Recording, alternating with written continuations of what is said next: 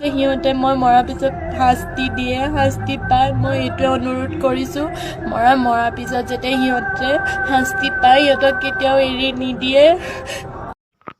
Hello' দোস্ত, এজন ছোৱালীয়ে আছামৰ পৰা আহি বেংগলোৰত কাম কৰি আছিলে।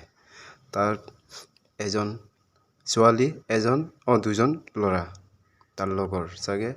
তাৰ লগত কিবা হ'ল চাওঁ, শুনিম। মই বেংগলোৰত আছোঁ আৰু মই ইয়াত কোনো নাই, মই অকলে আছোঁ।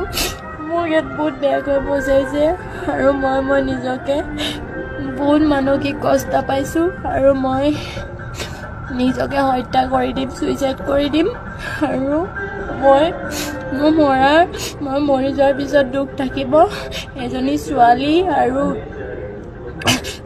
3টা ল'ৰা। ছোৱালীজনী, বিশেষকৈ ছোৱালীজনী কথা লগাই মোৰ চব ফেক কৰি দিছে, বেয়া বদনাম উলিয়াই দিছে আৰু বেয়া ফটো পষ্ট কৰি দিছে।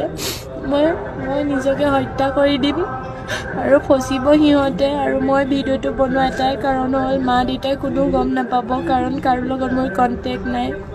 আৰু অসমৰ পৰা আহি বেংগলোৰত আছোঁ, বহুত কষ্ট কৰি আছিলোঁ আৰু মই এতিয়া নিজকে শেষ কৰি দিয়া সিদ্ধান্ত লৈছোঁ, কাৰণ মোৰ গাত একো ভুল নাই, মোক বেয়াকৈ ফচোৱা হৈছে।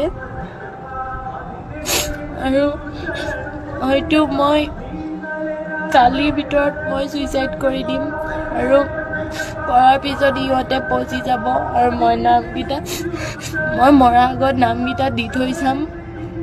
আৰু মই ভাবোঁ যে সিহঁতে মই মৰাৰ পিছত শাস্তি দিয়ে, শাস্তি পায়, মই এইটোৱে অনুৰোধ কৰিছোঁ মৰাৰ পিছত যাতে সিহঁতে শাস্তি পায়, সিহঁতক কেতিয়াও এৰি নিদিয়ে।